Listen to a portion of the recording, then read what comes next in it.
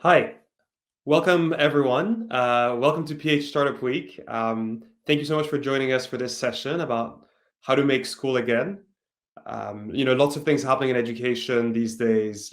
Some exciting, some quite daunting, and we're looking forward to exploring all of these. During this session, and as Christmas is around the corner, so and as the Philippine reopens up, there's really quite a lot going on. Now, on a more serious note, obviously, the pandemic is affecting all of us, especially in the education sector, whether that's the schools themselves, the students, their parents, the teachers. I think, no talk about education in the Philippines would be complete without remembering the funnel. It's something we love to talk about at Edukasyon. I think if you look at the number of students every year, and this was pre-pandemic, more than 2 million Filipinos finish high school every year. And yet, once you start removing those who don't get to graduate senior high school, you lose about 300,000. Then less than half of them enter some kind of higher education, whether that's college or tech voc. Of those who actually got to enter, not all graduate. About a third of them drop out over the course of their tertiary education. And then, worst of all, of those who actually graduate, half can't find a job. Now, these were the statistics pre-COVID, and unfortunately, with COVID, we've seen things getting worse. There's been a lot of students, a lot more students dropping out from either senior high or college, and so you've got this broken funnel where 80 to 90% of students who turn 18 will basically not make it through the end of having a senior high school and tertiary degree and getting employed. There's a lot of reasons behind this: limited choices, lack of information, lack of resources, which is a euphemism for, very often financial concerns. There's a lack of guidance. There's also a mismatch in terms of the skills that students are picking up. Now, because of these things, the youth's potential to enter the workforce remains untapped, both in terms of, joining as employees or colleagues or even coming as entrepreneurs. These are some of the problems that Edukasyon is trying to solve, amongst many others who you'll be meeting in today's session. Very quick background in Edukasyon.ph. We started in 2016, and initially, we launched a website that would help students find the right senior high school for them. This kind of grew into helping them figure out the right college, the right college course, understanding the link between what they were studying and employment. Um, Over time, we've kind of built an ecosystem with about 800 schools and universities in the Philippines, and they come on the platform to be able to get exposed to students and engage with them. We've worked with more than 50, brands and corporations that are also looking to engage with students in a meaningful way. We think of it as educational advertising, not just advertising. And then, last but not least, we've actually been helping EdTech or short course online education providers make their products available to our students. Our student community has grown quite a lot over the years. We were at about 1 million students a couple of years ago. We now have 8 million every year using our website, and you can check it out on edukasyon.ph. Now, whilst this is all very exciting, I think our key learning from the last 5 years is that solving the education crisis cannot be done by a single entity. It requires an entire ecosystem. It requires collaboration, and this is why I'm very excited to share, with you today, a couple of very interesting speakers who hopefully will help represent the various stakeholders that Edukasyon.ph engages with, but also that more broadly are making things advance in the field of education to employment in the Philippines. So, joining our discussion today is Mr. Neil Dagondon, co-founder and president of EduSuite, one of the country's most trusted learning management systems, and incidentally also the founder of CIIT. Later on, we'll be joined by an educator as well, Dr. Edith Rodrigo from the Ateneo Laboratory for the Learning Sciences. Students are incredibly important. I mean, they are the primary stakeholders of the space, both in terms of education and EdTech. And so I'm very happy to introduce Audrey Pe, who's a student at Stanford University and who founded WeTech, which is Women in Tech, age 15.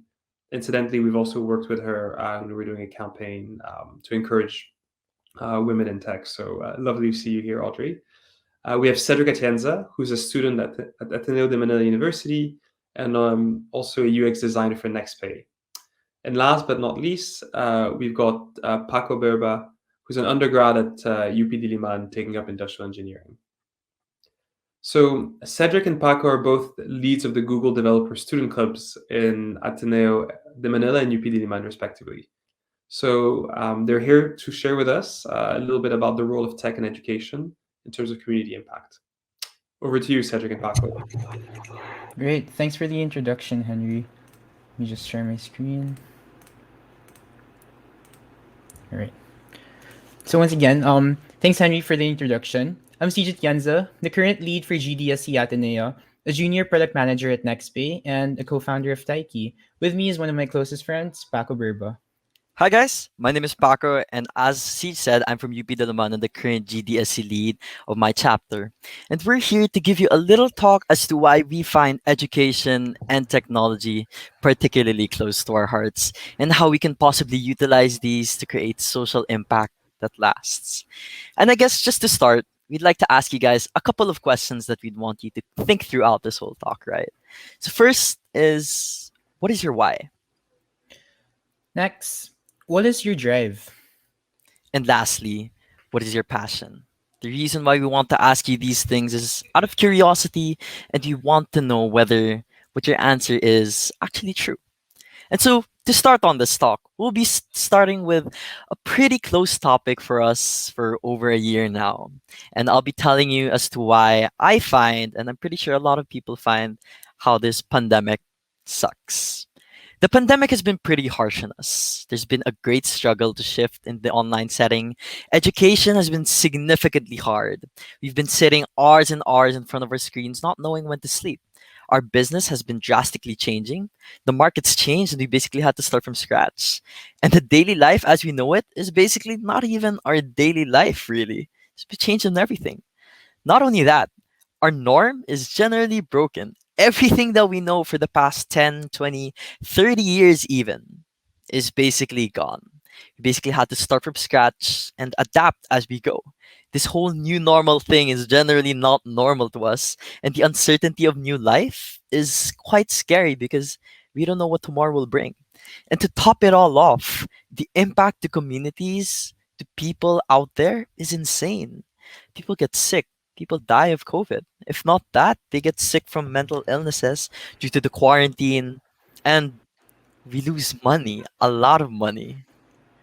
So, if anything, now is the time to make an impact. With the pandemic still looming around, it's important for us to do what we can to uplift communities while building our own skill stack and widening our knowledge. Tech is everywhere, but using it the right way is what matters. When working on a startup, it's important for us to learn, adapt, and create an impact. This is where we're called to be a community, and all that starts with the right understanding of education. And so, what exactly is education, right? So, I'd like to ask you guys another question. What pops into your mind when you hear the word education? Some of you might be thinking school, some of you might be thinking about that homework you were supposed to be passing tonight, and you're thinking, why am I even here? You're right. You're right. Every one of you. You're probably right as to what you think education is. But you see, Janai, education is more than just the institution. It's more than just the homework that we're supposed to pass. Rather, it's something that's integral within us because it's how we learn. It's about how we go about the world, how we interact with different people, how we interact with different technologies, and how we apply it to everything that we do. And the reason why it's important for me is because it's been part of me since I was born, and it's basically shaped who I am today. And I guess I'd like to share a mantra of mine that's basically shaped a big part of my life that one of my mentors told me before, that what makes a person great is that he or she doesn't necessarily pray for things to be easy. Rather, prays for the strength to withstand however hard it gets. And that's why I find education important, because it's an integral part as to shape who we are up today. What about you, Siege? Yeah, education for me is really an opportunity to grow in different ways that we can help others. While I do learn some fundamentals in school, I must say that majority of my learning has come from exposure to the startup community. Throughout the past year, I've been exposed to different companies and different problems evident in the Philippines, and that's allowed me to learn how to work with and for the communities. I've learned how to apply UX, product, no code, and entrepreneurship in different situations. But honestly, real talk, it's not the same for everyone. Because of this online setting and the loss of proper interaction, a lot of people have been feeling burnt out. Education has lost its meaning, things are getting lost in translation, and everything is becoming a routine. We pass requirements for the sake of passing, we accomplish tasks to clear a backlog, we do things to pass and not to learn anymore. For example, I've seen a lot of 100 days challenges on Twitter. Code, data science, no code, and while the guided ones have been clear with their outcomes, I've seen a number who do the challenge for the sake of doing the challenge. When embarking on something like this, it's really important to start it with a purpose, to start it with an outcome in mind. That way, we're not just learning code for the sake of stacking our skills. We're not just using Python to produce fancy visualizations. We're not just using Webflow for the sake of trying it. For Paco and I, mindsets like this are very important to address. Education is your starting point to creating an impact. If this foundation is broken and it's not treated with care, then everything that follows won't make the impact you want it to make. You get used to doing things for the sake of doing them.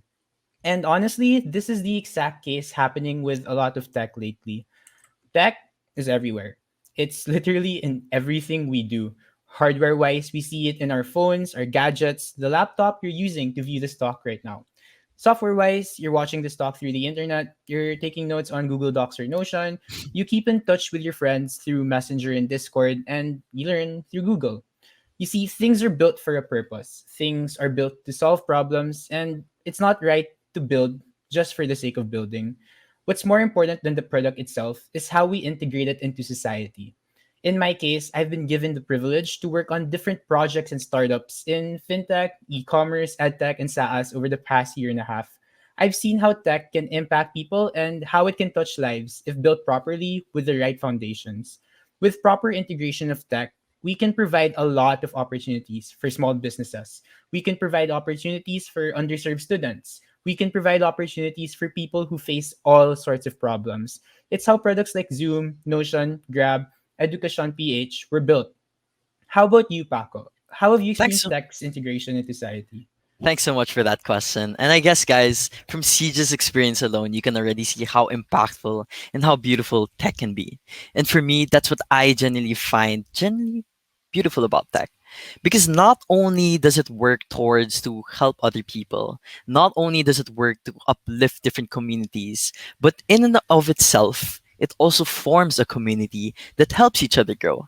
And honestly, whenever I have people around me that generally talk about problems that they want to solve in different societies, or just students who are aspiring to create different solutions to help people, it sparks a light in you as to see the future is pretty bright.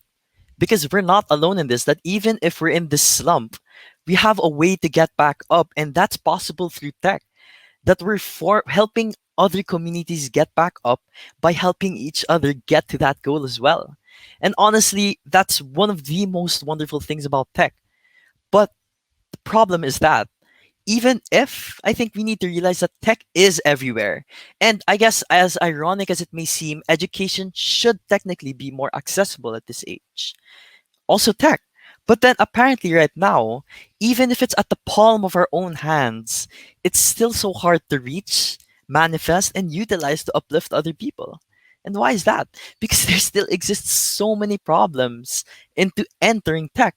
One of which that's probably pretty prevalent right now is the stigma that still exists in tech. That people say that only men are supposed to be in tech, that young ones can't enter tech, that you're if you're into art, you're not supposed to be in tech. We should be removing that kind of mindset and try to realize and empower everyone to get into tech. Because the moment that we set a barrier as to who can enter tech, then that will really limit our capacities as to how we can help. Second is that even if we already enter tech, given that it's everywhere, it somewhat poses a difficulty as to where do we start? Especially if you're alone, we can get into this slump of analysis paralysis that, okay, I want to learn this code, this code, this code, I want to learn UX and all those things. But then where do we start, right? And it's so difficult because we can get lost easily. And even if you do get into that track, it's easy to lose your passion. Just like what C said, you might be doing things for the sake of doing it. You might be passing the requirement for the sake of passing it. You might be getting the job for the sake of getting it. But we need to ask ourselves, and then what, right? Because that's the moment that we cross this barrier, the moment that we're able to utilize what we have, that's the only time that we'll be able to create social impact. And for us, that's why education is important. Because education is your start point. It's your passion, it's your drive. It's important also in tech. Because tech is where you form formidable skills. That's where you are able to get different skills that can help actually different communities. And only then, through tech education and proper drive and purpose, will we be able to create social impact. Now you might be asking, okay, what exactly is social impact and how do we make it? Well, social impact, it all starts with you. The reason why we can say this is because in every journey, you can't already expect that you'll be good at coding on the fly. You can't expect that you'll be good at UX on the fly. Siege has been training for over months and months just to get better at what he does. But he won't consider himself as the best, but he will consider himself as a better version as he was yesterday. And that's what's beautiful about it. And another thing you need to know is that if you feel lost, just ask yourself, why are you doing things? Okay, you might be saying, I'm doing code because I want to be better. I want to get a job, etc. But is that it? Is that what you're just trying to achieve? So just keep asking yourself questions. Just be curious with yourself. It won't hurt. Second, it's not about being good at something, but it's about being better. And at the end of the day, it all boils down to you that when you have no one else to hang on to, at least you have your passion and your belief to hold on to. And after you understand what your passions are, the next step is to look at the world around you. How are other people living? What problems are they facing? How are their lives affected by the factors going on around us? By looking at the people around you, you can find an opportunity to merge your passion with a bigger cause. In my case, I found an opportunity to merge my passion for tech with my desire to bring financial wellness to Filipinos. Taking a look at the startup community we have here in the Philippines, we have companies like Edukasyon.ph addressing inaccessible education, companies like NextPay and PayMongo providing financial opportunities for MSMEs, companies like Prosperna and Shipmates providing e-commerce and logistics support for businesses, and companies like Akadarena bridging gaps through esports. There is a lot of value in what we work on as founders. And at the core of this is the impact it makes on communities. And And this definitely impact, in communities, that's definitely what we're trying to do in GDSC. We're trying to build a community to help each other, to help other people. And at the end of the day, I generally think that's what matters. And so to sum it all up, to students, to startup founders and entrepreneurs and everyone out there, keep in mind that education is an integral part of our lives. If you could go to the next slide, Siege, we could show them that it isn't just about school. It's about how we learn. That you have to keep the passion alive throughout your journey and do things with a purpose. And at the end of the day, we need to learn how to look back and give back. Because with social impact, it all boils down to you. And you need to realize that one is not defined by how much change they've made in their life, but how much change they've made in others. And the thing is, it's always outcomes over output. Look into the long term and see how you can make an impact. Don't just focus on what deliverables or items you can ship. And now, for all of you watching, let's go back to the questions from the start of this talk. What is your passion? What is your drive? And what is your why? Once again, this has been Sijan Paco. Feel free to reach out to us through our socials. We'd love to hear your thoughts and talk about this with you. And thank you. Thank you. Thank you so much, Siege and Paco. This was a very inspirational talk. I think lots of points that you shared that that resonated. I guess I think one question is you spoke about underserved communities in the Philippines, and especially underserved students. One statistic that we can always remember is that in the first year of implementation, only 20% of students really got to experience remote learning in the Philippines. About 80% were not really doing online learning. What is one thing we can do for those 80% who are left behind?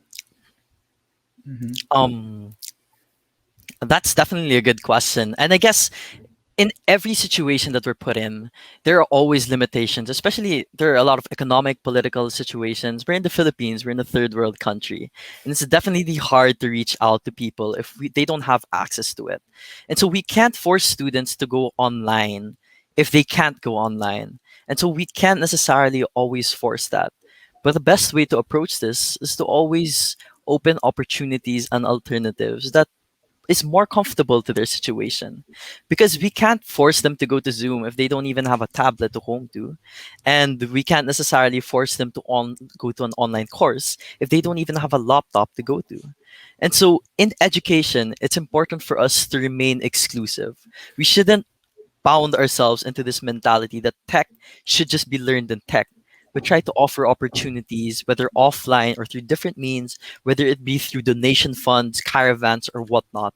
Try to reach out to them so that they're able to reach that kind of opportunity as well. So that's what I think. Yeah.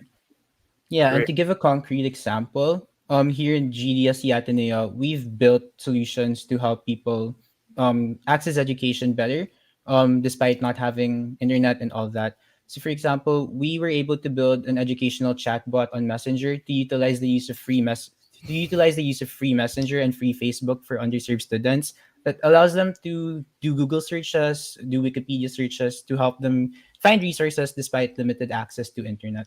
So there are a lot of ways to help students out, especially those in underserved areas. And one of them is really just to make tech more accessible to them. I love it. We should have a side chat about how we can incorporate this on the Edukasyon platform. There's a kind of innovation that's really important. A lot of our users are, they use free data because we have a partnership with Globe, and it's data is like one of the biggest issues, frankly. Even people who have devices, data becomes their Yeah. big roadblock. Mm-hmm. Um, so thank you so much, Paco and Siege. And great point you made about making tech inclusive, which is a very elegant segue into introducing our next speaker. I've mentioned her before. Audrey is both an inspiration to many of us. I'd also like to count her as a friend. And so, without further ado, let me bring on board the founder of WeTech, uh, Audrey Peck, a current student at Stanford. Thank you so much for the intro, Henry. Really excited to be speaking here today. Thank you as well to the organizers for having me. My name is Audrey Pe, and I'm the founder and executive director of WeTech, which is short for Women in Technology. WeTech is a global youth-led nonprofit organization based in the Philippines, but with over 20 chapters spread out across 10 countries around the world. Together, we aim to educate, inspire, and empower youth to break gender barriers and use tech to make a difference in society. I started WeTech when I was 15, a sophomore in high school, and I'm currently a sophomore at university here at Stanford, where I major in science, tech, and society, and I minor in education. So, how did I get here? How did I find myself founding a nonprofit at 15, engaging in the world of EdTech, and somehow finding myself here at Stanford? So my story really starts in a middle school computer classroom. I was born and raised in the Philippines, where I experienced the local curriculum in which computer class is a requirement. This computer class, like many across the country, had very little to do with programming and had more to do with how to use Microsoft Office. Primarily think about Word, Excel, PowerPoint, etc. I honestly did not find tech that exciting in middle school until one day my teacher decided to go completely off curriculum and introduced us to this game where a snake had to navigate a maze using blocks that represented lines of code. I remember thinking for the first time in my life that, wow, this is what the technology that I engage with, the social media that I use daily is made of code. And I wanted to learn this mysterious language of computers and one day create my own apps and websites. I really wanted to engage deeper with the world of tech and asked my teacher if I could learn more. But she told me that programming wasn't part of the national curriculum. But if I was really insistent on learning more, I could go online and access free tutorials from there. So that's what I did for the rest of middle school and early high school. When I was sat in front of my computer doing work or in clubs, I was Googling how to learn how to code or free computer science tutorials. In that process, I was able to find websites like code.org and Codecademy that were able to give me introduction to CS. Fast forward to high school, I started getting asked all these really scary questions like, what do you want to be when you grow up? What course do I want to take when I reach university? And in response to many of those questions, I said that I was considering a career in tech. To that, I was met with a lot of mixed responses. My peers told me that I was really brave for wanting to go into tech because at the time I was the only girl in the entire ninth grade that wanted to do so. And I was one of two girls that wanted to go into STEM as a whole. The guys said to me that they didn't know I was into video games because to them, tech immediately equated video games, whereas I was already thinking about technology for social good, social impact after watching really inspiring TED Talks and reading articles online. But the feedback that really hit me the hardest was when a teacher said to me, Audrey, parang di ka bagay sa tech. To hear a teacher that I really looked up to at the time say to me that she didn't think that I was a good fit for tech really got me thinking that it was so hard for me to imagine myself in the industry because when I thought of the big role models at the time in tech, the big figures, I thought of Mark Zuckerberg, Bill Gates, Elon Musk, basically middle-aged white guys that I had very little in common with. So that got me thinking, where are the women in tech, specifically the women in tech of color, specifically the Filipinas in tech? And why don't I know any of them? So a simple Google search revealed the suspicions that I had about the gender gap. I read that according to the Philippine Startup Survey, only 18% of tech companies in the Philippines were founded by women. And that internationally, according to pay scale, women in tech are paid 18 to 22% less than their male counterparts. In hindsight, I was 15 reading those stats, and I could have been like, maybe I should not go into a field where I'll be underpaid and underrepresented. But I was and still am really persistent. So instead of backing out of tech, I thought to myself, how can I, as a 15-year-old Filipina at the time, help create a more inclusive tech space for present and future generations? So in 2016, I founded WeTech, a blog that was used to highlight the different stories of women in tech that I had networked with online via platforms like LinkedIn and Instagram. I would literally go on the hashtag women in technology and cold message women whose profiles I found interesting. And I'd say, hi, my name's Audrey, I'm 15, and I'm looking to highlight inspiring stories of women in tech to help provide role models for young girls like me. The blog then transformed into a community organization that hosted the first Women in Tech conference for students and by students in the Philippines in partnership with Accenture. When we saw that most of the participants at the conference came from middle to upper class backgrounds and were able to go home, look up CS tutorials, and do independent study like I did, my team and I recognized that in a country, as we discussed earlier, where most people do not have access to technology, to Wi-Fi, to a laptop and a tablet, when those things are still privileges, we need to acknowledge that events like the Women in Tech conference that we hosted can't really be representative or aren't reaching everybody. We aren't embodying equality unless we make sure that everybody, regardless of their gender and socioeconomic status, get included in the conversation. So that's what that idea, that thought process really kickstarted the launch of the Women in Tech Teach program, which aimed to bring different tech modules, equipment to low-income communities across the Philippines. We first launched WeTeach over in Marawi in 2018, and we then expanded WeTeach to Rizal, to different parts of Quezon City, and we're really excited that we were able to, pre-COVID, teach over 100 students how to code for the first time. Not just that, but also engage in basic tech literacy skills.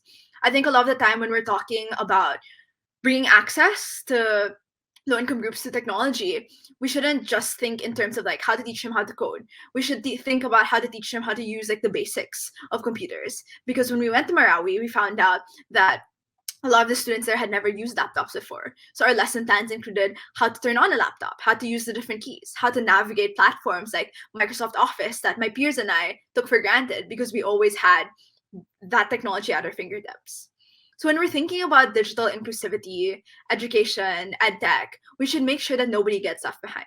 And at WeTech, we do this through our different programs like WeTeach, but also through our fundraiser that we launched during the early months of COVID, wherein we partnered with the Unang Hakbang Foundation to fundraise for tablets for low-income students that were at risk of dropping out. Overall, at WeTech, we started as a blog that aimed to show and highlight the stories of women in tech, but then transformed into a nonprofit organization that is international. That journey kickstarted itself and it went international simply because of social media, because people online saw our project and asked, are we going to have a Women in Tech Teach program or WitCon in places like Malaysia, New Jersey, Ukraine? And it's really incredible to see this team grow into 20 chapters spread out across 10 countries around the world, because we really see that the demand for gender equality in tech, the demand for digital inclusivity is high, and not just in our country, here in the Philippines, but around the world. Every day, I'm inspired by the incredible people that I work with, people of all genders. And we made a conscious decision at WeTech to be open to all genders, because we know that in an ideal 50-50 workplace, men aren't just going to disappear from the conversation. They're going to need to be allies. They're going to need to know the stories of women in tech, respect them, and call out instances of sexism or microaggressions. At WeTech, our end goal is to work towards a future where all youth, regardless of their gender or socioeconomic status, have access to tech and the potential to use it for social good. It's not an easy task, a far from easy mission, but every day I'm inspired by the youth that I work with, that all do this work on a volunteer basis and are passionate every single day. Not only are they doing this work in tandem with doing full-time schooling, our youngest members are barely in high school and our oldest members are fresh graduates. If there's anything that you take away from my talk, I hope it's that you were never too young to start something. When I was 15, I didn't know any nonprofit founders that were teenagers, much less ones that fit my profile and were also 15, also Filipinos. And I thought to myself that I really wanted to launch something, anything, to help close the gender gap in tech, because the problem bothered me so much that I literally couldn't sleep at night. I would stare awake at my screen, looking at articles at 1, 2 a.m. in the morning about the gender gap, and wished I could do something to help close that gap for present and future generations. And so WeTech was born. Never underestimate the power of your drive and your ability to create solutions to the problems around you. Find people to collaborate with, post about it on social media, start conversations, and from there, work together towards building tangible solutions. Thank you so much again to the organizers for having me, and I'm really excited to hear your potential questions later. Thanks so much, Audrey. Very inspiring talk. Didn't expect anything less from you. I think one thing I find incredibly inspiring is this whole topic that you mentioned about the importance of seeing yourself, finding role models. And if you can't, instead of being discouraged, seeing the potential to push that envelope and breaking that ceiling. I guess what's one piece of advice that you have for someone who's told that they don't belong? What's the one thing that you want them to hear or tell themselves to basically make it through? Because that's, many of us have been in a situation where we told we didn't belong, and it's actually the common answer would then to be like, okay, let me look elsewhere. There must be a reason why I'm being told. What's your one piece of advice to those people? My piece of advice to those people that feel like they don't belong in a field, in a specific, like maybe community, is to actively seek out like-minded people, people with lots of similar interests online. I say this because right now, with social media, with the ability to watch talks like this one, we are accessing an endless stream of resources. And a lot of the time, like personally, when I was starting out in tech at 15, I felt very alone and I felt very isolated from the people that I saw were the big names in tech. But when I went online, consciously did Google searches for women in tech, followed the hashtag women in tech on Instagram, I saw my feed literally start to change by following different accounts that advocate for the gender gap in tech to be closed. When I started getting more involved and reading articles about initiatives to make tech more diverse, that's when I started to feel more of a community come about. And a lot of the time when we recruit members at WeTech, we ask them, how did you find WeTech? And many of them say that they follow the hashtag women in tech on like Twitter or Instagram, or they literally searched women in tech in the Philippines and somehow we popped on like the search out on the search engine. So actively look for opportunities to connect with people and don't settle for what you see immediately in your community. If there's something that you feel like doesn't fit or a problem that you want to help solve, if you feel like you are alone in a specific field, actively search out communities like WeTech that can help you feel a lot more home in these spaces. That's wonderful. I think it is a very fair point. Like, yes, social media can be divisive. Yes, it can stoke a lot of issues, but it's also in its fundamental setup. Social media helps you find your community. So great answer. Thanks so much, Audrey. Now, speaking of community, happy to introduce Mr. Dagondon. As I mentioned before, Neil is not just the co-founder of EduSuite. He's also the chairman of CIAT, which is a digital arts and technology college that he co-founded in 2008. And so here to talk about his journey as an entrepreneur, please let us welcome Neil. Hi, good afternoon, everyone. So I'm Yel. As Henry mentioned, I'm a 20-year entrepreneur. Let me share my slides a bit for a while. So when I was informed yesterday that I was gonna be, you were given 10 minutes to talk about anything, that was my first reaction was, that's something new. What should I talk about? Should it be about the new M1 Max chip? But I figured that since a lot of you guys are startups, a lot of the audience here might be interested in my journey as an EdTech founder. And so I wanted to talk a little bit about how I got here, not because I wanted to talk about myself, but more that you can learn from a lot of my experience, my 20 years of experience as an entrepreneur. And within those 20 years, I did a lot of mistakes. Um, so maybe you can learn from those mistakes. So the good news is the longer you become an entrepreneur, the less mistakes that you make. So I started my journey as a computer science student. Uh, like Audrey, when I was asked in high school what I wanted to do as a career, I said that it was a much more shallow reason, not really to make a social change. In my head, it's just that I wanted to build a game. So that's why I went into computer science, because I said that I enjoy playing these games. I enjoy looking at their files, hacking these games, knowing how they were built. So when I got into college, I got into computer science with a goal that I wanted to figure out how these games were made. So at that time, unlike Audrey, at that time we didn't have all these online resources. There was no Code.org or Stack Overflow. We had to buy physical books to really learn, because game development wasn't really part of the programming curriculum we had back then. So I started out as a programmer, but also being a programmer, I had a knack for doing business. So even during college, I started creating. I started my first business, which was uh, video game. Sorry, a video editing post production house. It's a studio I built within my own apartment. So within my apartment, I had like 3 editing bays. It was during that time that a lot of people weren't doing their own edits on their iPhones or their home computers. At that time, you really needed specialized hardware that was quite hard to find in order to convert those VHS tapes and Betamax tapes into VCDs and DVDs. Probably a lot of terms, a lot of the guys here no longer know about.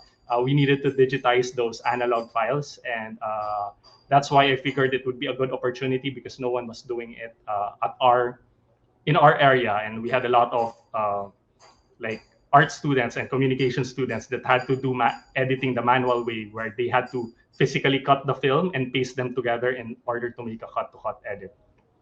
So that was my first business. But after that, after running it quite successfully for a couple of years, I passed it on to someone else, and really went back to my passion, why I entered computer science in the first place. And that's why I started my first game development company. This was the first game we did. It was released back in 2003 using our own game engine, because we couldn't afford the game engines out there.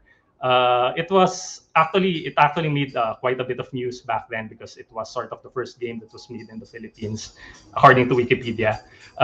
So we got featured. It got a lot of organic traction locally, but eventually, and it also got recognized in a lot of international, not just local, because we didn't have any local awards back then. We got featured in a lot of international awards. So forgive the size. This was a film picture that had to be scanned, so the resolution is quite small.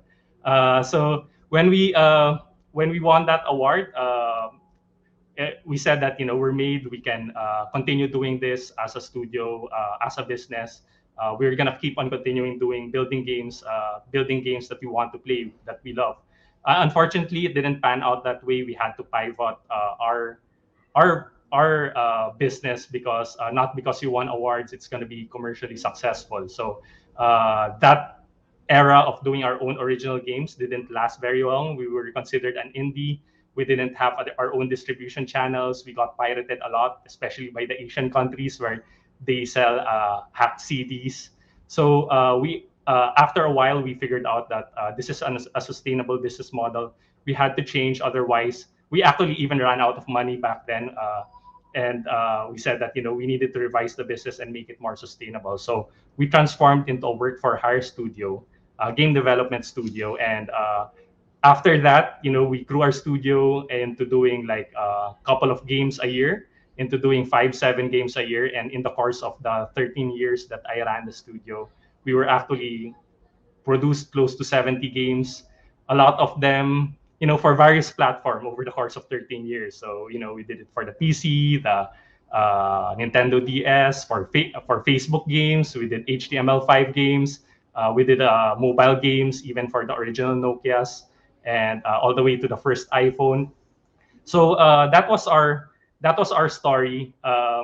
After 13, 14 years of running the studio, I figured it was time for me to move on, and I got an opportunity to sell my company to another studio that was expanding. So in 2014, I, our studio got acquired by another company based in Southeast Asia, based in Bangkok, that was run by uh, the Danish people, Pocket Play Lab. So back then, I thought that it would be a good start, but it left me thinking, what should I do next? What should I? And when I actually, even prior to that, one thing I learned when I was running our game development studio is a lot of the education that happens in the Philippines is still very much outdated, since technology moves really fast, and a lot of the um, curriculum that's being taught is already like some years behind. We found that a lot of people who were graduating from their college courses couldn't pass our exams to get into the company. And we've been complaining about it in the association, like year meeting after meeting, year after year. And that's why when I decided that I should do something about it, and that's why I started another school, CIIT, as Henry mentioned. But even before then, one thing I learned, that being an entrepreneur is a never-ending learning process. So I got, oh, well, this is a feature from a book I got featured about my story, and that's why I had to take another education, because I didn't learn accounting during my computer science degree. So I took up a master's in entrepreneurship. I didn't know about the target addressable market. I think my mistake back then is just we just wanted to build a product, and build that product and it will sell, but that's not how it works in business. So that's why we had to pivot, and that's why we had to learn by experience, and that's why I took up the master's in entrepreneurship, to learn about it formally. What market research really means, what internal production optimization really means. And yeah, I mean, aside from that, I had to learn like accounting, digital marketing on my own. So that's one of the things that you won't learn everything in school. A lot of these you really need to take future courses in order to build yourself or progress as an entrepreneur. So I founded a college, that was in 2008, because I wanted to try solving that problem myself. It was actually initially a franchise from another college in Malaysia, that we brought over to the Philippines. But after a while, we decided to build the school ourselves. So we started with a small school with like 21 students, taking up like various courses. We tried digital arts, basically the jobs that you could get when I was running the game development studio. And there's no one really teaching those stuff. Well, there are a couple, but there's only a handful of schools that are really teaching it. So we thought that there was a good opportunity. So this is our school. Um, the other picture didn't show the classroom. It was a rental at the fifth floor. We had like, I think like 6 classrooms initially, and our idea works. So when after a while, our population kept growing and growing, and we said that we can no longer fit in this little space that we rented. So we didn't have a lot of money back then, but with a exit that I did in my previous company, we bought a small property along Kamuning Avenue. It was like an old apartment that we had to renovate and transform into what would look like a good digital arts college. So here is what CIIT looks like now. And I guess this is proof that a lot of schools have been complaining that there was really a big drop in enrollment during this pandemic season. And I guess CIIT is proof that if you do your educational technology really well, because we've been doing learning management systems way before the pandemic even started, because we're a technology school. Our enrollment during the pandemic is at its highest ever. I think we're like 25% higher than we were even before the pandemic, even with a lot of students dropping. And we did a lot of things to help our own students who weren't able to access, who didn't have the powerful computers or internet back home. So we sent them Wi-Fi sticks. We sent them computers because no one was using the computers in our computer lab. So we delivered those computers to the houses of those students. So the school actually did, I guess, a lot of things right. I wouldn't say we did everything right, but we did a lot of things right that we were able to survive and even thrive during the pandemic, because we were doing a lot of the things in education technology even before the pandemic forced us to go into these things. We also have a high school, so that's our second building. I just got this off Google Street View, so sorry about the wires. And then when I was running the school, one thing I realized, and that's why I started an EdTech company. One thing led to another. We started CIIT as a way to address our problems in the game development, and we started EduSuite to address my problems when I was running a school. That there's not a lot of good local software that will help schools run help schools run more efficiently. A lot of systems were just digitizing the school's data, recording data, but not really helping using the power of computers to help the schools plan. A lot of the things that are still being done manually by the schools now, like advising students and creating schedules and predicting how many students will be enrolling in the next sem, doing petitioning, doing the solving of these classes. So that's what led me to start EduSuite.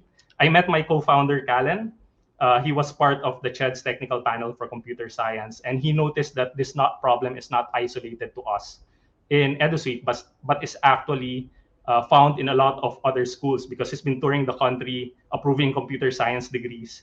And he says that even schools in Visayas, Luzon, Mindanao have these same problems. So we collaborated, built our first prototype with some of his programmers. I had some of my programmers. We built a rough prototype, tried running it in our school to help the school plan what courses they should offer, what schedules they should offer the next sem. So that's how EduSuite was born. We didn't incorporate yet. So what we did was we showed our prototype to the Department of Science and Technology. They said, this is something good. We got lucky. We were the first batch of recipients of a grant from the OST to help private companies turn their research into a commercial product. So that's what we did with EduSuite. That was 2007. We applied for the grant. 2008, we were given a grant. And that's when we actually incorporated the company. In 2008, sorry, 2007 was when we incorporated our company. I had a lot of my co-founders from the school also contribute as investors to our company. This is a shot from us incorporating in having a champagne outside Coffee Project, because alcohol was not allowed inside Coffee Project. So let's have champagne on the streets, celebrate our incorporation. And then, from there, we got investments from one of the things back then was it was pretty challenging getting investments locally.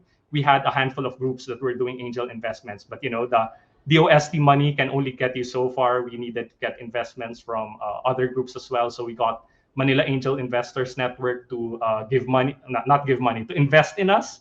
And we thought that as a good strategy, if schools are not just willing to be clients, but also invest in our company, that would be a way to validate that we really have a good idea, that they're in it for the long term. So aside from like the individual investors, we also got our clients, our potential clients, to put money in the company as an investment. So that's the story of EduSuite. We continued growing even throughout the pandemic because it really accelerated the way that schools are adopting technology, because they need it.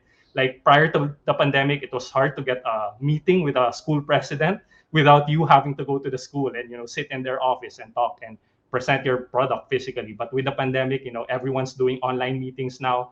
It's I can present to Mindanao schools without having to physically fly in there. during the day and fly out, which I used to do even prior to the pandemic. So it's been good for EdTech companies to because the mindset of the schools are changing. So this was pre-pandemic. This is now, of course, our town hall. We're all working from home.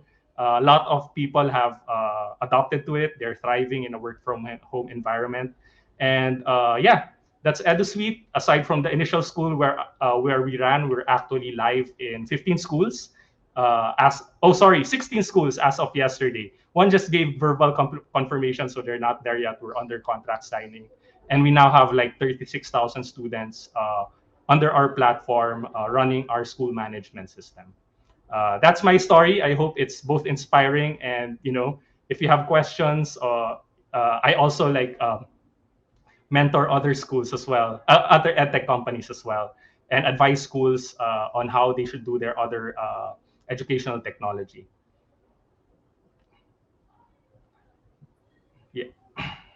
Great. Thanks so much, Neil. And again, it's fantastic to hear your story. And we've met multiple times, in the last few years, and just seeing your growth is very inspiring for the edtech sector.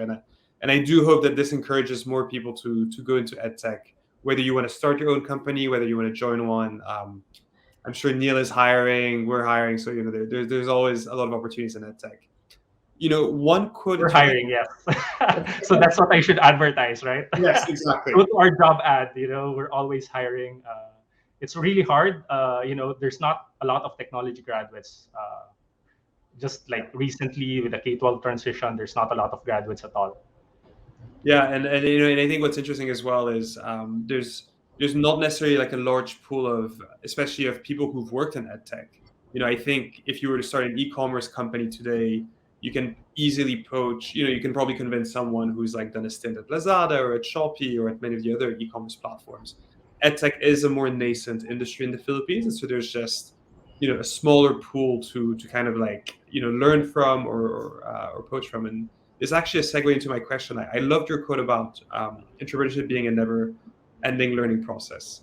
Which is sometimes almost like a euphemism for every day a crisis, and you're going to have to learn whether you want to or not. I think one question I have for you is, how do you balance learning by doing, which is, from your experience, from your mistakes, versus, learning from, schools, from online courses, even from things like, blogs. Like I remember reading like an incredibly useful set of articles about starting a marketplace. And I felt like I learned more from that, from spending 2 hours reading those articles than I had from a 2-year MBA. So I'm curious, like, how do you balance your different sources of learning? Well, learning by doing is something that will happen whether you want to or not, because you'll be forced into those situations. So you'll always be learning by doing.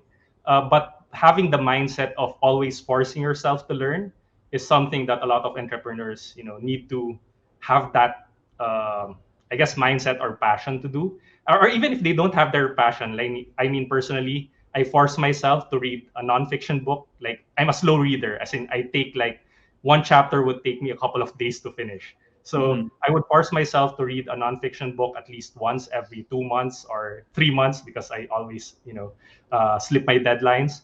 But also learning to recognize where you don't, the areas where that you don't know a lot about. So like one thing that I took fairly recently, because I know about digital marketing from executive level, from a board level, I would tell our digital marketer to increase our Google budget by this much, decrease our PPC by this much, but doing it yourself is something that I needed to do once I started my own company. So I took an online digital marketing course.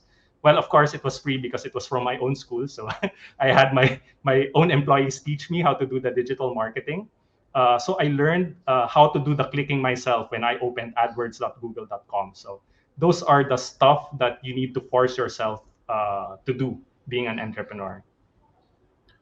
Great. Thanks a lot. I really appreciate this, Neil. And you heard it from the man himself. If you're looking for opportunities career-wise, do drop him a note, or check out the openings on EduSuite's website. Now, happy to introduce our next speaker, who is Dr. Edith Rodrigo, who is a professor at the Department of Information Systems and Computer Science at the Ateneo de Manila University, and heading, concurrently the Ateneo Lab for Learning Sciences. And so, without further ado, please join me in welcoming Dr. Rodrigo. Hello, good afternoon, Henry. Thank you so much for inviting me to participate in this event. I am Didith Rodrigo. I'm the head of the Ateneo Laboratory for the Learning Sciences, and I wanted to take the opportunity today to tell you a little bit about the work that we do. The scope of the Ateneo Laboratory for the Learning Sciences is twofold. We create educational games for, we create games for education. And the other thing we do is we're heavily into learning analytics. So those of you who are into data science, big data, etc., it's all that but applied to an educational context. What I wanted to do today in the time that I have is to talk to you about one of our latest games. It's entitled For People and Planet, an SDG adventure. Um, the talk is structured in three main points. I'll talk about the context, the motivation for creating this game. I'll tell you about the game itself, and I'll tell you a little about the teacher resource pack that accompanies this game. First of all, why? Why did we create a game for learning the Sustainable Development Goals?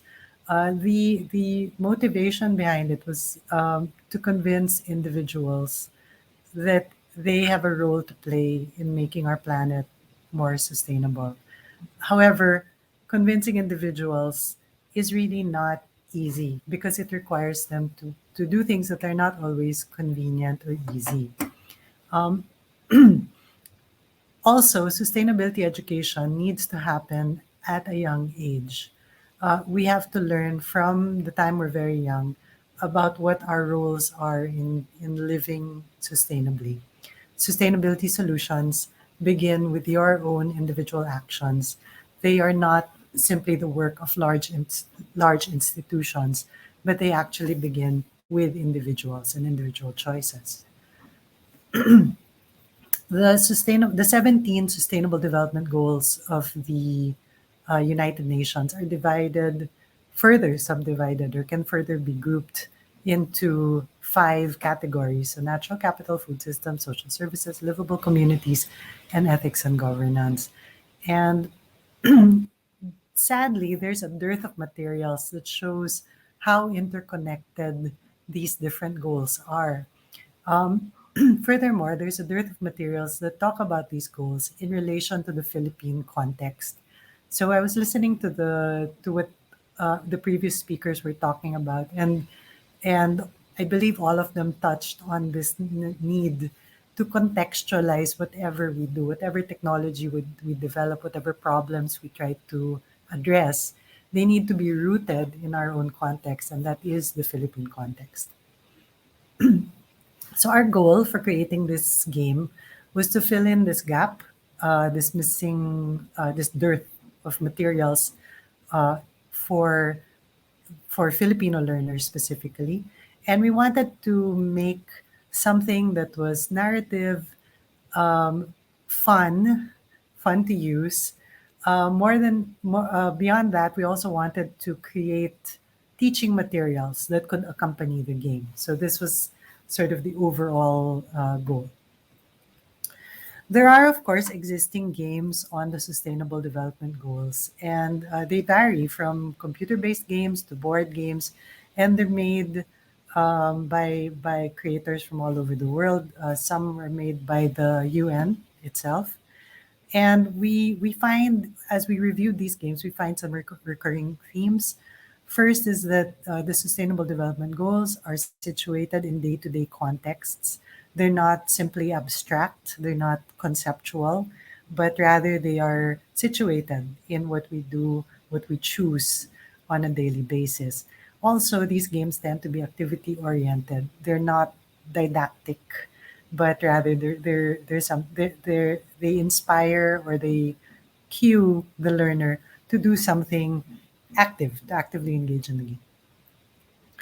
Enter the game that we created for People and Planet, a sustainable development adventure. This is a mobile-based game, although there is a desktop version. I'll get to that in a while. Um, okay, as I mentioned, this is a narrative-based game that helps learners see the SDGs in their day-to-day lives. The player assumes the role of a middle school student in a rural community in the Philippines, and the game quests involve exploring different areas and playing mini games to fulfill missions. So, for example, in this picture specifically, the mission is to go get fruits and vegetables from Ate Chai, and there's a task that the player has to do in order to earn those fruits and vegetables. Um, there is information, of course, that is spread throughout the game, but what we try to do is present the information in bite-sized pieces. Not we don't we try not to use like walls of text. Although if you're looking at the screen, you might already say this is already text heavy. But we try to keep the textual portions as brief as possible. The mini games are dispersed throughout the larger context of the game, and they serve to break the monotony of reading character dialogue and educational text. Some mini games are also provide an alternative way of learning the materials. For example, in this mini game, the goal is to put together a go bag, which you're going to need in order to prepare for a typhoon or a flood.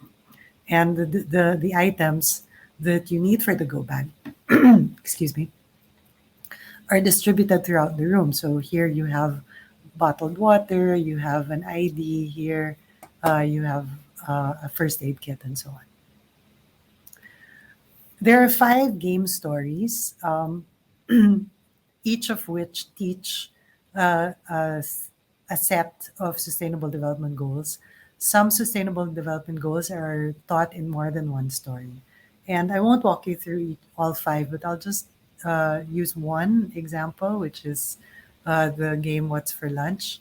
What's for Lunch, as the name implies, is about preparing food for lunch. So the grandmother of the player asks for assistance with meal preparation and food waste disposal. This means, this means going to a farmer, going to a fisherman, and collecting the different food items so that you can prepare lunch at home. I mentioned earlier that the game is accompanied by a teacher resource pack, and this was an essential part of the project. We didn't want to simply release the game into the wild and expect teachers to pick it up. So we created a resource pack that essentially talks about how the game can be integrated with classes. So we map the game objectives against the learning objectives of DepEd. We also provide additional resources. We provide quiz questions. We provide a sample lesson plan, and so on. So this is an essential. This is an example of how we identify um, which most essential learning competencies map to a particular story. And uh, the game and the teacher resource pack also includes debriefing questions and personal projects that the teachers and the learners can use to deepen the learning experience. Um, Also, well, sorry, this is an example of one of the personal projects. Like you can collect rain in your house, so that this is rain water that you can use for flushing toilets, washing the floor, washing the car, or other things. But it also gives tips about how to prevent the water that you collected from becoming a breeding ground for mosquitoes. Okay, and I wanted to end by saying thank you. This was, of course, a collaborative effort. We collaborated with the Ateneo Institute for Sustainability. We had several programmers, several artists, a sound designer, and all of most of them are here in these pictures, and this project would not be possible without them. We also wanted to thank the University Research Council of the Ateneo de Manila that provided the funding for this project. If you want to, if you have any questions, feel free to email me. My email address is here, mrodrigo@ateneo.edu. And if you want to download the game, you can get it for Android on the Google Play Store. It is free of charge. This game is totally free. You can also download it for the PC from go.ateneo.edu/sdg. Slash sorry dash PC. The teaching materials are also available on our website, and I can provide that link to you separately. Unfortunately, we do not have an iOS version yet. We're working on that. So once again, thank you very much. Thank you so much, Dr. Rodrigo. Really, we saved the best for last, and I think it's always so interesting to get the perspective from someone who has their hands deep into creating educational content. I think sometimes what's interesting is a lot of people in EdTech, myself included, who don't have an educator or education background, and so I think it's always so important that part of the conversation, and not just the conversation, but part of the community, is really with actual educators who bring structure and a clear research-backed process and framework to the work that we're all trying to do here. You mentioned the role of individuals, right? That society's problems, education challenges have to be fixed not just by big entities or institutions, but also by individuals. What is your one call to action for our audience here today? What would you like them to do, or what would you like to encourage them to do to help create resources for students, for teachers in the Philippines? I think that there's a lot of material that's already available online. If you can make to sort of connect the dots. Many of the previous speakers made this point as well, that sometimes what we need to do is help people develop their technology competency so that they are confident enough to seek out those materials and then to connect them with the learning, whatever it is that they're learning. So if you're a teacher and you need pictures, maps, videos, whatever, it's sometimes a matter of finding them and finding what's relevant to whatever it is that you have to teach, but that takes time. So if there's a way for us to help each other, find these materials and connect them with the learning objectives of our educational agenda, then I think that's a big help. Also, providing sort of training and support for teachers is, I think, quite essential, because we have a lot of very well-intentioned teachers, but they are supremely overworked. So anything that we can do to help them do their jobs better and more efficiently will help. And if I can give you an example, during the start of the pandemic, of course, schools had to sort of take a time out and figure out how they were going to teach online. One of the things that our students did at the college level was we actually we organized into a group of, well, we called them tech buddies. And what we told the faculty, this is faculty from the grade school, the high school, the college, if you need someone to help you with the tech, we'll assign you a tech buddy. And this can be, how do I upload my stuff on my LMS? Where do I find pictures for this? Or how do I include a YouTube link? It could be really basic things like that, but you have somebody who will back you up. And this is something that our young people are especially capable of doing because they know all these things. This is like breathing air to them. And to provide that kind of support to an older person who who does not have the skills is huge. It's like it was a huge help, and the teachers were very grateful.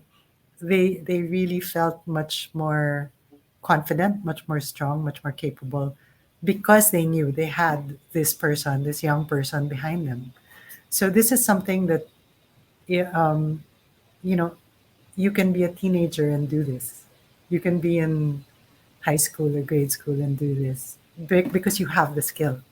And older people do not, yeah, necessarily. not a lot of older people do not. So this is something that we can definitely do to help each other. That's great. Well, thank you so much, Dr. Rodrigo. And uh, I think it's a very empowering message, and I think it kind of echoes what we've heard from the other talks, which is there is no contribution too small when it comes to fixing a problem.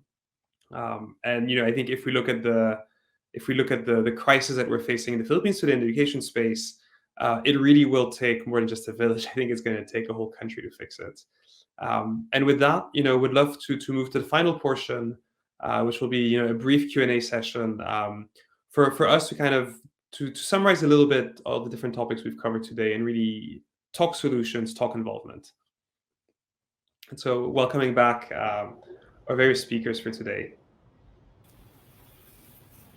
Now, this is going to be a little bit of a different Q&A session, because this is Startup Week, so we want to do things in a way that's efficient and impactful. I think all of you have laid out the problems that we're facing today. And so instead of talking about the problems during the Q&A, I actually want to really deep dive on the solutions. I want us to talk about how you're viewing the existing solutions out there, and more importantly, what do you think we need to do differently in 2022? I'm not even talking about like a 5-year plan, but I think there's been a lot of issues in 2020, and I think fair enough, the whole world was caught off guard by COVID. So I think everyone had an excuse.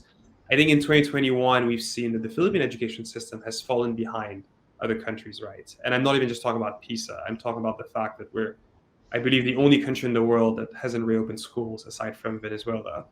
And this is not the kind of league that we want to be in. From your perspective, what must we do differently in 2022 to stop leaving all these students behind? What is the one solution that you want to see implemented? It can be something that you're already working on. It can be something that you've seen done in parts of the country. It can be something you've seen done abroad, and it can be something brand new. That's the one key question I want to ask every speaker here. And unless there's a volunteer, in fact, I'm gonna make it easy. I'm just gonna do it round clock based on how I'm seeing the names. And so I will start with Paco. Hi. Thanks so much. And I definitely think that's a really good question, and it'll definitely spark some ideas in some people's heads. And some people might even think that they can't do anything, right? And so I guess when we're speaking for everyone, it's definitely different for different people. Say, for example, Audrey Pe or Neil here or Siege, they have a larger reach and great capacity. So we can expect a lot of things from these people. But then we have to ask, what about people who don't necessarily have experience in tech or are just starting off? And so honestly, what I think is that we start with what we can in trying to expand who can do tech. And I definitely admire Audrey's work, and especially women in tech. It's definitely something I've been keeping up since the past year or so. And it's definitely good to empower the youth and empower kids and empower women or empowerment, everyone. And as a coach of the coding school, I've had experience in teaching kids different kinds of techs.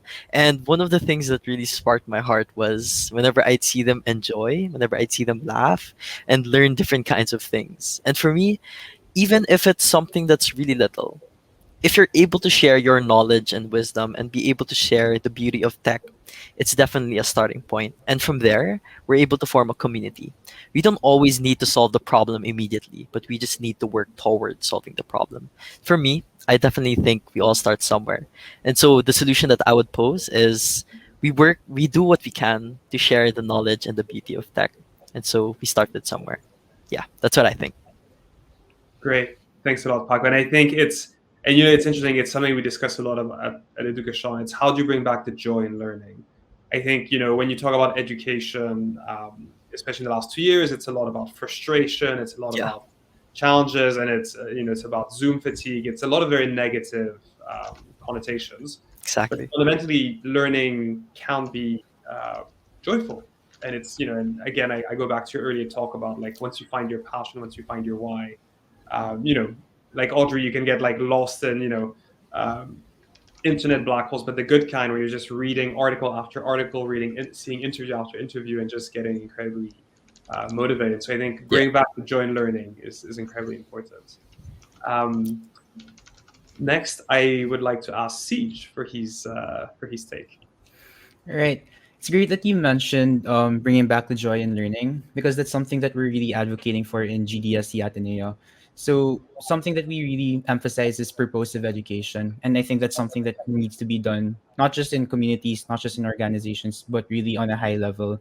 So when we say purposive education, it's really to educate people and to get them to learn things with, like we mentioned earlier, with an outcome in mind, with a purpose in mind.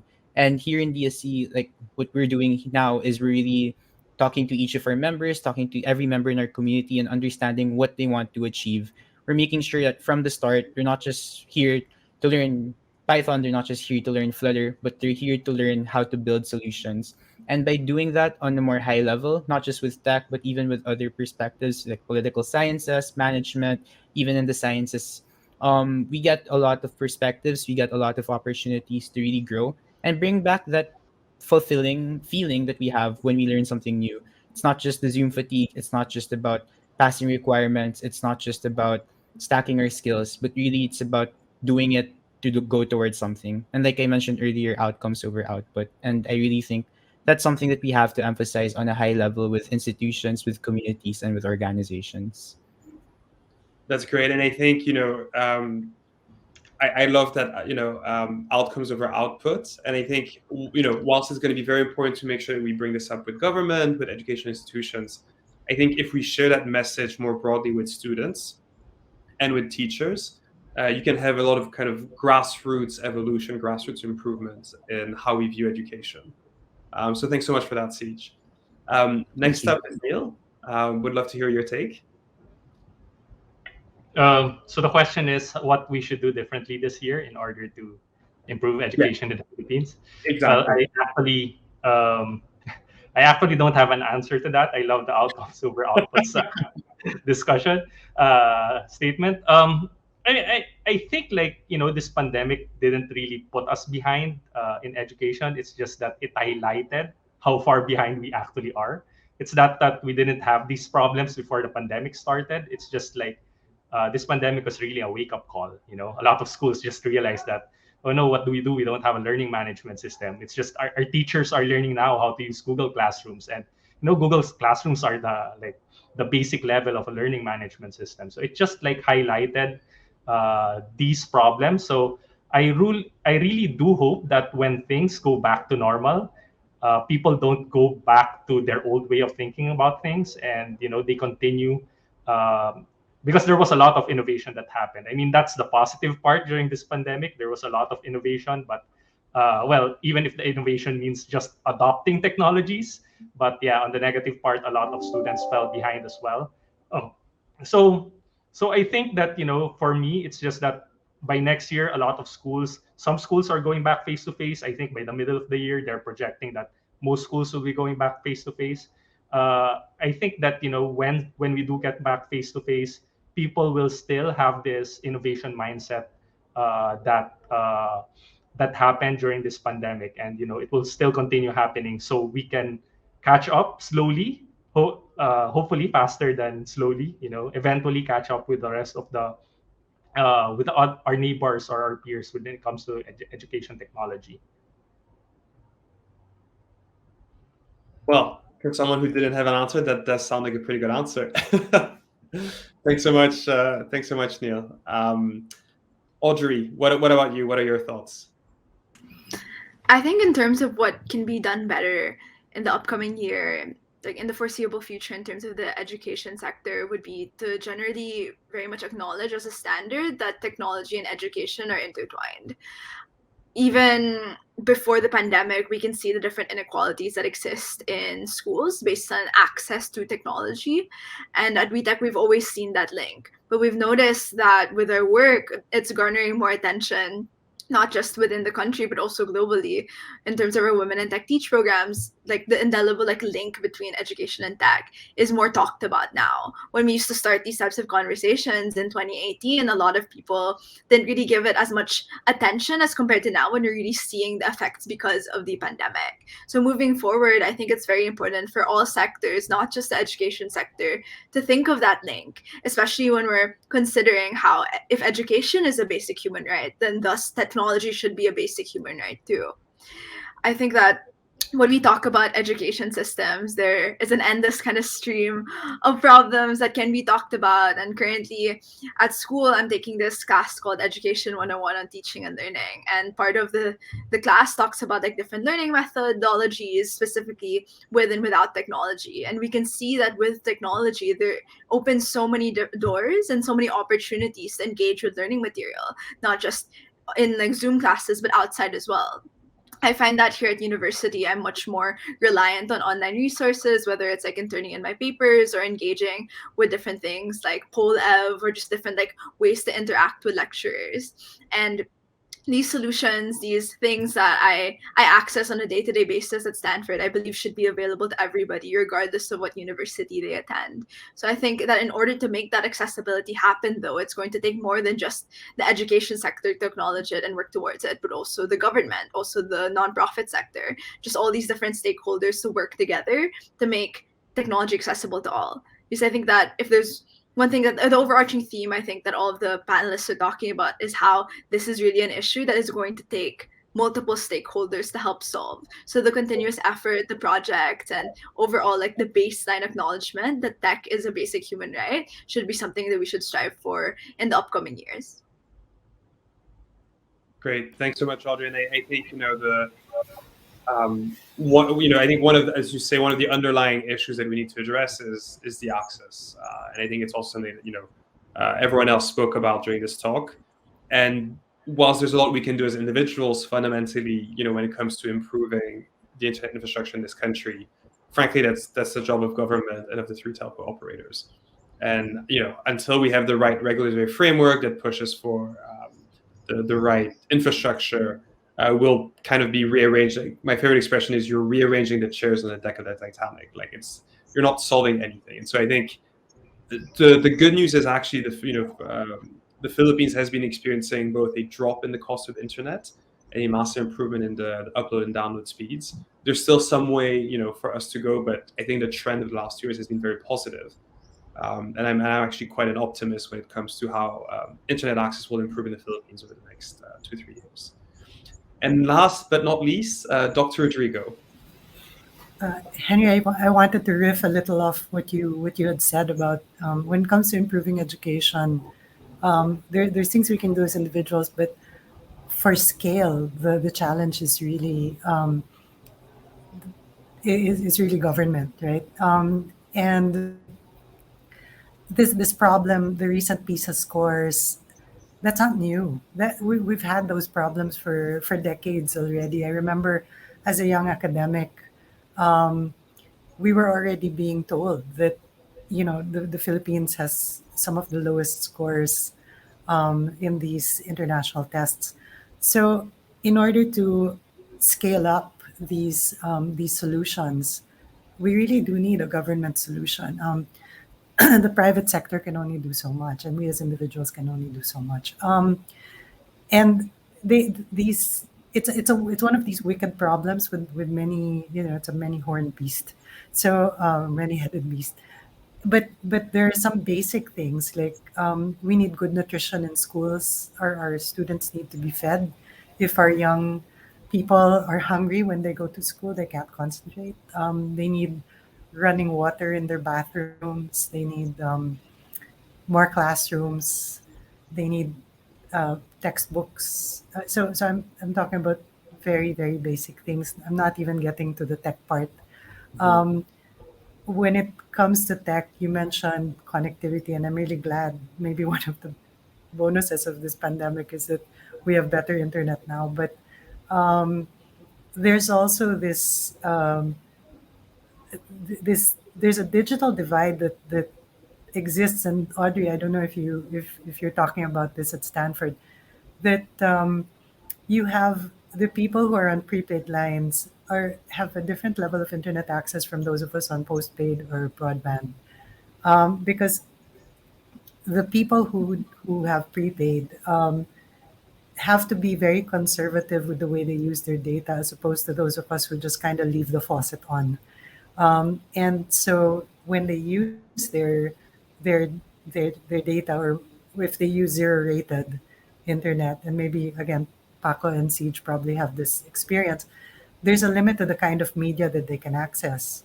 And so that alone creates impediments already. So it's one of those things that it's complicated. And but yeah, I think there are many basics that we can work on that will make immediate effects, including things like feeding our children, and providing running water. I think those in itself are already huge things. Great. Thanks so much, Dr. Rodrigo, and I think a very good point around getting the basics right. And so I think you've heard a lot from our audience today in terms of what you can do, and I think, by the way, there's a lot of different folks watching this. Some are students, some are in academia, some are in the tech community, some are in corporates or in government and interested to understand what's going on.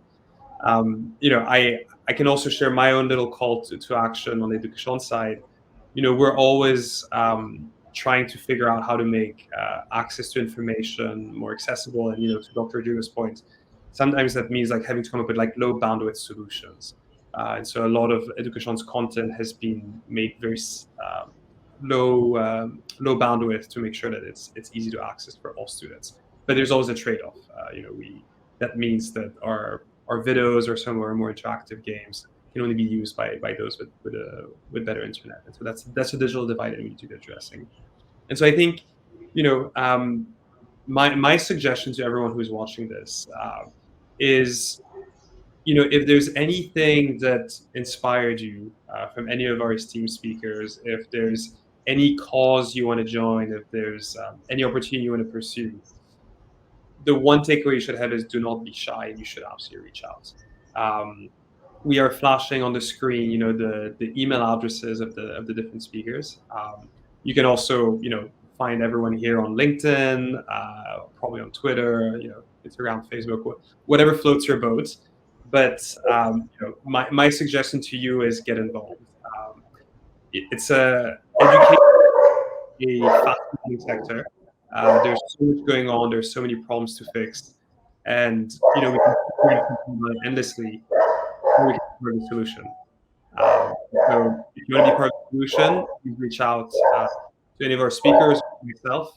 We'd love to figure out ways of working with you, whether it's to hire you, whether it's to have you as a volunteer, whether it's to hear your idea. So on that, thank you everyone so much for your time, and take care and stay safe.